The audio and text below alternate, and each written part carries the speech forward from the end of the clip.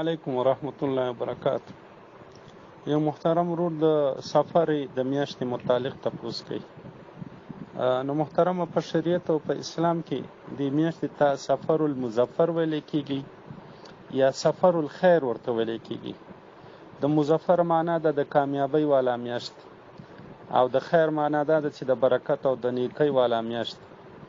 اصل کې په جاهلیت په زمانه کې خلکو به دا عقیده ساتله چې دا د سفر میاشت دی، چې دا منحوسه میاشت ده، یا دا بې خیر او بې برکته میاشت ده، یا د بلایا او د مصیبتونو د نازلېدلو میاشت ده. او چې کله اسلام راغی دې ته نوم د سفر الخیر، سفر المظفر، د کامیابی میاشت او د خیر او د برکت والا میاشت ده. نو دې محترمه، دې میاشت په باره کې داسې عقیده ساتل چې دا د بلایا او د مصیبتونو میاشت ده، او یا دې میاشت ته دعا نه کول، دا د جاهلیت والا خبرې دي. حدیث کې راځي، جناب نبی کریم صلی الله علیه وسلم فرمایي، په هغه کې یو څو خبرې دي.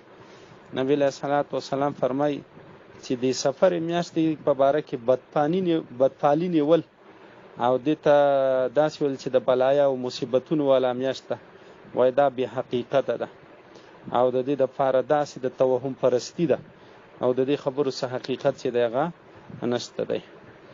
نو دې وجې نه شریعت د دې ممانعت کوي، او بعضې خلک په دې کې ودونه هم نه کوي، وایي دا ډېره بې برکته میاشت ده.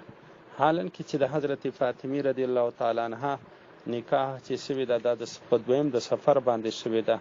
د نبی علیه الصلاة والسلام نکاح د حضرت زینب بنت خزیمه رضی الله تعالی عنها سره دم په سفر کې شوې ده.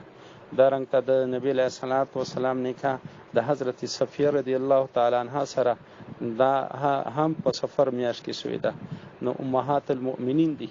نو د دې میاشت داسې د دې باره کې داسې غلط عقاید ساتل داسې توهم پرستی ده، او حقیقت شرعا نشته.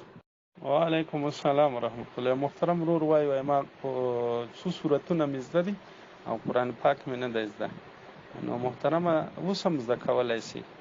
دغه د علماو ډېر واقعات مونږ لیدلي دي د کتابونو کې. بعضې لوی لوی علما تیر شوي دي، په 50 کلنۍ کې علم ته وتلي دي، الله ورنه لوی لوی علما ته جوړ کړي دي.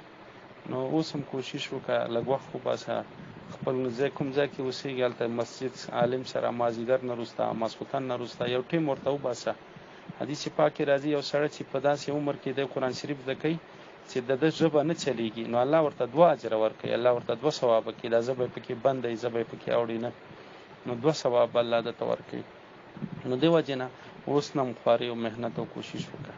او بل دا دی چې دا کوم صورتونه سره تلاوت کوي سړی، چې قرآن پاک نه علاوه ځان سره تلاوت کوي، نو اودس چې وي ښه ده، که نه بغیر د اودس هم تلاوت کولی شي.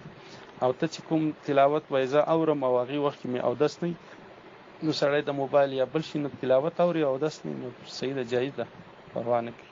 السلام ورحمت الله وبرکاته. محترم ورور وایي موبایل کې سړی قرآن پاک ساتي، نو دا څنګه دی؟ جایز دی محترمه.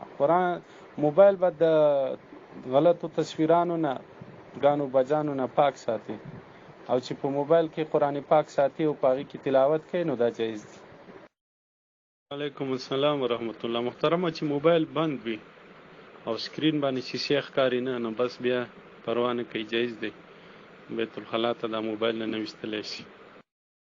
وعلیکم السلام ورحمت الله. محترم ورور وایي که یو سړی سونه په قرض باندې واخلي، جایز دی که نه دی جایز؟ محترمه، داسې مسله ده چې ته یو چا نه سونه اخلي، مثلا د سونې سکه ده، د هغې وزن معلوم دی، او ته د هغه نه مثلا د هغې قیمت معلوم دی، هغې قیمت چې دی که په نغدو اخلي 1 لک روپۍ دی، او که په قرض باندې اخلي 1.5 لک روپۍ دی، او ته هغه سره داسې دغه وکړي لیکل چې مثلا ستا داسې خبره ورسره وشي چې زه به درته کال پس د دې 1.5 لک روپۍ در کوم، یا به په کیستونو باندې شل زر روپۍ د میاشتې در کوم، نو دا جایز دی. خو دې دپاره یو شرط دا دی چې په هغه مجلس کې به چې کله ستا او د ده په منځ کې بیعه کېږي، هغه سونه چې دی تا ته یادوي هغه به ته قبض کوې، چې کوم شی تا باندې دی خرڅوي هغه به ته قبض کوې، په هغه شي کې به رد و بدل نه راځي.